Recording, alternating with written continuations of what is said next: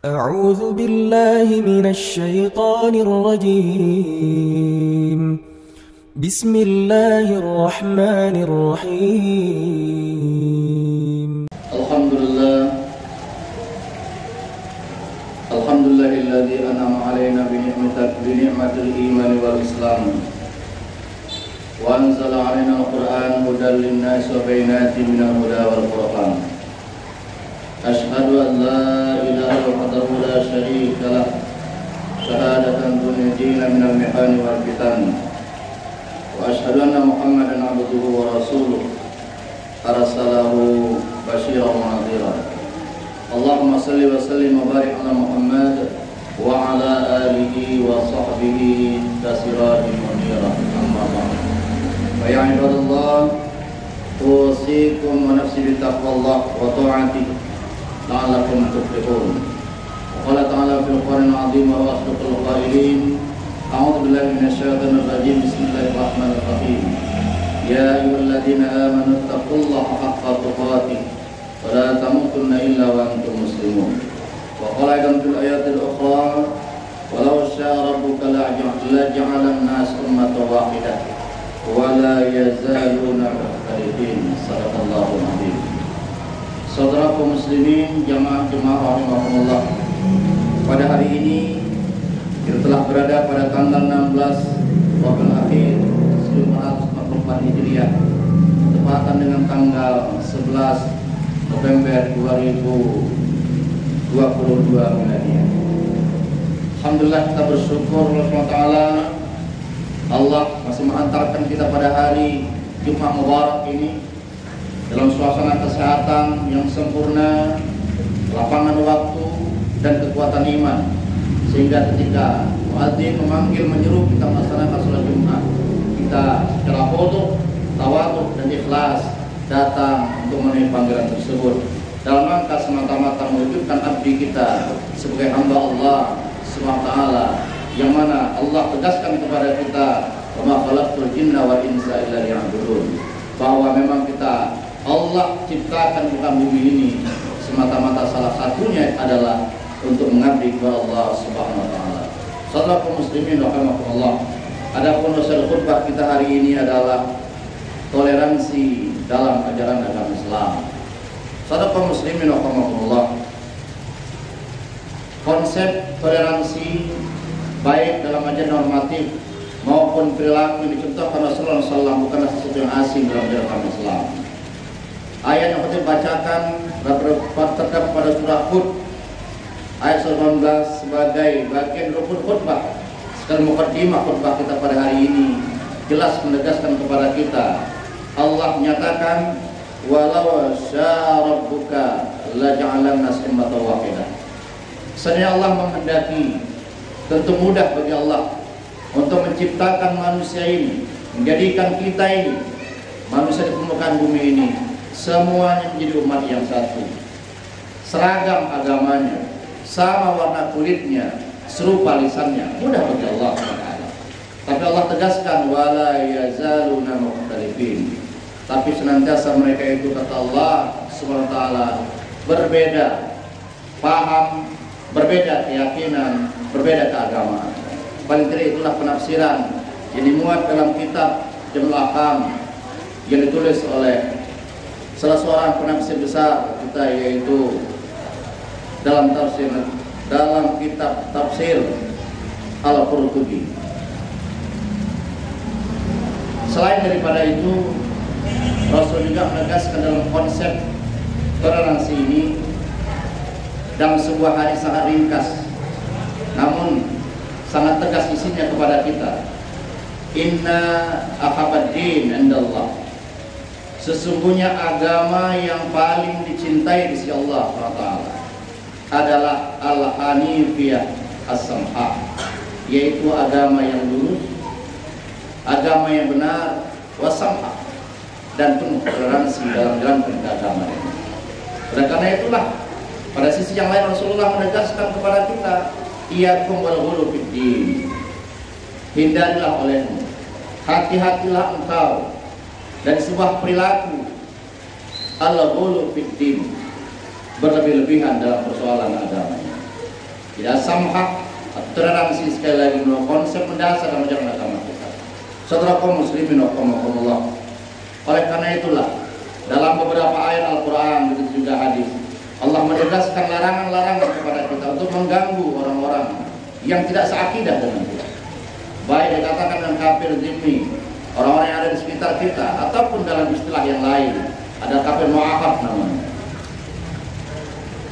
Dalam teks Al-Quran Allah tegaskan, la tasubbu, janganlah pernah engkau mencaci maki alladzina yad'una min dunillah fasubullah, mencaci maki, mencela orang-orang yang tidak menyembah Allah, orang-orang yang tidak beragama Islam. Mengapa kata Allah fayasubullah, nanti mereka akan berbalik untuk mencaci maki, mencela Allah yang kau sembah. Baru-baru ini kita dihebohkan oleh adanya penistaan agama yang dilaksanakan oleh Budi Simamora, yang alhamdulillah hari Senin lalu sudah ditangkap. Beliau ini berasal dari Semenekar B. Begitu dia melecehkan nama Allah. Ini yang kita khawatirkan. Kalau ada perilaku kita dan beragama ini yang melecehkan agama lain, yang merendahkan sembah-sembahan orang lain, yang melecehkan pengaruh agama lain, Allah tegaskan kepada kita, fayasubullah, nanti mereka pun akan mencaci maki Allah. Boleh jadi dalam pengalaman hidup Budi Simamora yang non muslimin, ada pengalaman dia dicaci maki oleh seorang muslim, baik pribadinya atau keyakinannya, boleh jadi seperti itu. Oleh karena itulah sekali lagi Allah melalui lisan kita meminta untuk tidak kita mencaci maki, mencela agama orang lain, mencaci sembah-sembah orang lain. Fayasubullah adwan bi ghalil ain, nanti mereka akan mencaci sembahanmu atau mencaci maki Allah. Adwan bi ghalil ain, dengan cara melampaui batas, padahal mereka tidak tahu. Mereka tidak punya ilmu tentang itu. Semata-mata setelah ketidaktahuannya mereka mencaci maki Allah, karena sekali lagi terpancing oleh perilaku kita yang mungkin berlebih-lebihan dalam persoalan agama, mencaci maki harus sembahan orang lain. Saudara kaum muslimin rahimakumullah. Oleh karena itulah sekali lagi Allah menegaskan dalam konsep ajaran kita untuk persoalan keagamaan toleransi ini, lakum dinukum waliyadin. Cukuplah kita mengatakan, bagi kami ada kami, bagimu agama, atau sebaliknya, bagimu agamamu dan bagi kami agama kami. Sebuah pernyataan untuk saling membiarkan, untuk saling menjaga agar tidak saling mengusik antara satu dan lain. Inilah penegasan yang cukup ringkas Allah tegaskan pada surah Al-Kafirun ayat 6 tersebut. Saudara kaum muslimin rahimakumullah. Itu untuk konsep ajaran. Sedangkan perilaku cukup banyak untuk kita bisa melihat bagaimana contohkan Rasulullah, contohkan para sahabat Rasulullah untuk kita bisa hidup secara damai, penuh toleransi, penuh tasamuh dalam kita melaksanakan keyakinan agama kita masing-masing. Paling tidak apa dicontohkan Rasulullah dalam piagam Madinah. Kita Rasulullah berangkat hijrah ke Madinah. Di Madinah itu sudah ada masyarakat dengan keragaman agama. Di sana ada Yahudi, ada Nasrani, bahkan ada kaum pagan yang tidak beragama sekalipun. Rasulullah tidak mencela, Rasul tidak mencaci, Rasul tidak melakukan anarkis. Bahkan Rasulullah mengajak mereka semua itu untuk melaksanakan dan membentuk sebuah perjanjian yang disebut dengan piagam Madinah. Nah, piagam Madinah ini intinya adalah bagaimana masing-masing kelompok agama bisa saling melindungi, bisa saling jaga-menjaga, terutama untuk keamanan negara Madinah yang baru terbentuk ketika itu. Nah, dalam kesempatan lain ketika Rasulullah tinggal di Madinah, ada seorang anak Yahudi.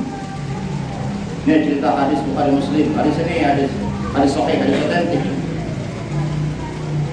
Karena ghulamun Yahudi, ada seorang anak Yahudi, kata Anas bin Malik, yakhdumun Nabi sallallahu alaihi wasallam, anak ini menjadi khadim, menjadi pembantu Rasulullah SAW di rumah Rasulullah.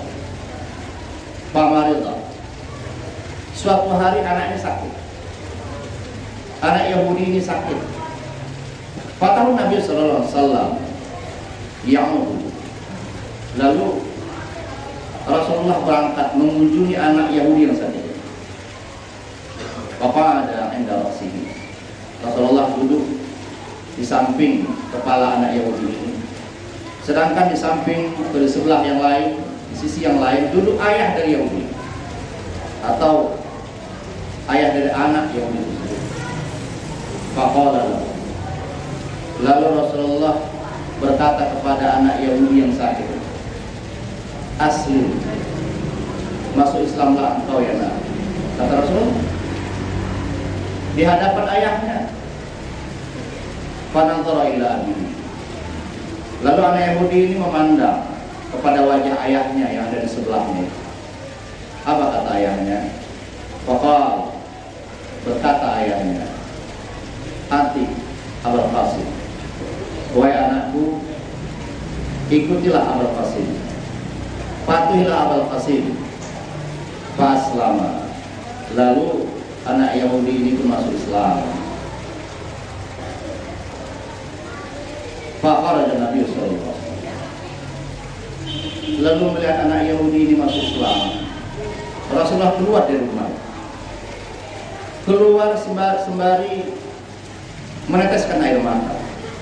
Rasulullah menangis terharu atas masuknya Islam seorang anak Yahudi yang notabene pembantu dia. Sembari mengatakan, Alhamdulillahilladzi anqadhahu minan nar. Segala puji bagi Allah yang telah menyelamatkan anak Yahudi itu dari api neraka. Ini kita bisa melihat bagaimana perilaku Rasulullah SAW dalam toleransi. Padahal kalau Rasulullah mau, itu pembantu dia. Dia bisa memaksa anak Yahudi itu masuk Islam di rumah dia. Dalam bahasa yang mungkin agak vulgar, wahai nak, kalau masuk Islam. Kalau tidak masuk Islam, keluar pada di sini. Kira-kira begitu. Bisa dipaksa. Tapi kalau saya tidak mau. Karena agama Islam adalah agama ditebarkan dengan penuh kasih sayang, penuh toleransi.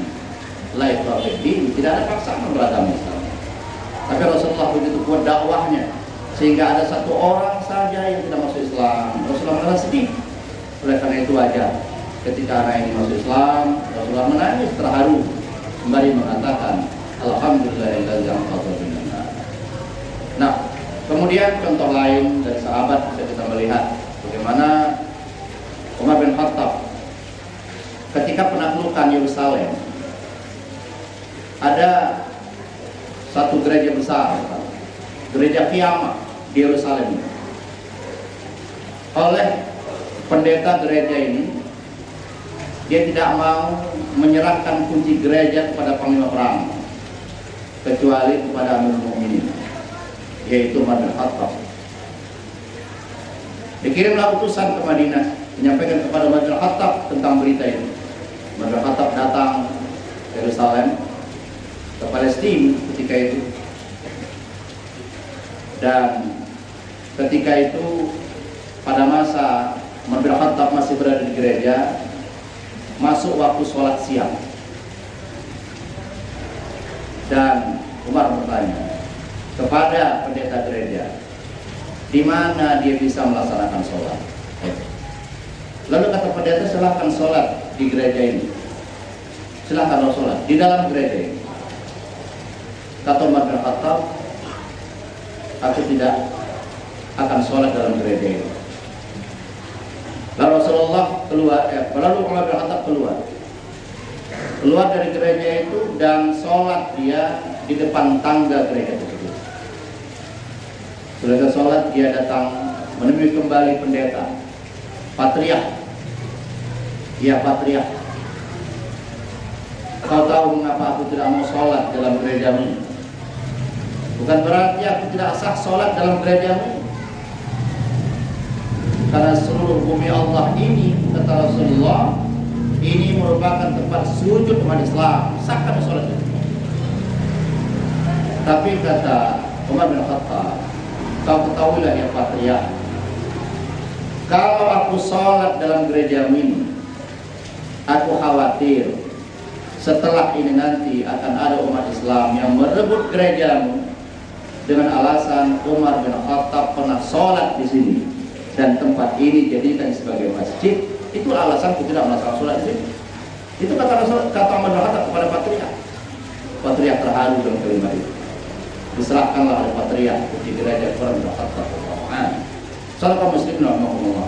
Ini perilaku toleransi yang telah dicontohkan dalam agama Islam, dan seiring itu tahun ini memang pemerintah Indonesia melalui Kementerian Agama menetapkan tahun 2022 ini sebagai tahun toleransi. Tapi ada satu catatan bagi kita, saudara kaum muslimin, toleransi kita ini ada batasan-batasannya. Toleransi kita ini ada konsepnya. Oleh karena itu, khotib mengingatkan batasan-batasan toleransi yang harus kita pahami dan kita hindari agar tidak masuk dalam toleransi yang kebablasan Islam. Apa itu? Salah satunya adalah toleransi dalam salam semua agama. Ini perlu khotib sampaikan, karena seringnya kita mendengar salam semua agama ini disampaikan, dimulai dengan assalamualaikum sampai nanti dengan ucapan salam agama-agama yang lain, dan biasanya ditutup dengan salam kebajikan. Ini bukan toleransi. Ini sudah masuk dalam perilaku dan ucapan sinkretisme. Mengapa? Karena dalam salam itu paling tidak ada dua muatan penting. Yang pertama,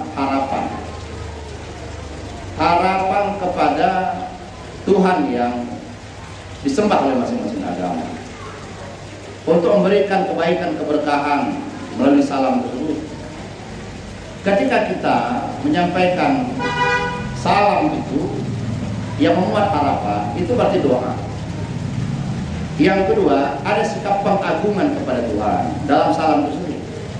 Atas dasar dua inilah, oleh karena inilah makanya salam semua agama ini kita pandang tidak lagi masuk dalam wilayah toleransi, tapi sudah masuk dalam wilayah sinkretisme yang wajib kita hindari.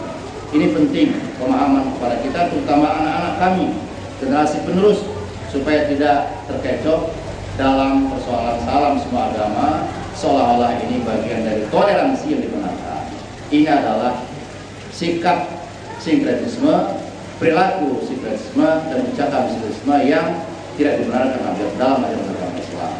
Saudara kaum muslimin, jemaah rahmatullah, kiranya ini dapat sampaikan dalam kesempatan khutbah singkat kita hari ini dalam kaitan menyampaikan pesan-pesan yang ada dalam tahun 2022 ini, bahwa tahun 2022 ditabalkan oleh pemerintah menjadi tahun toleransi.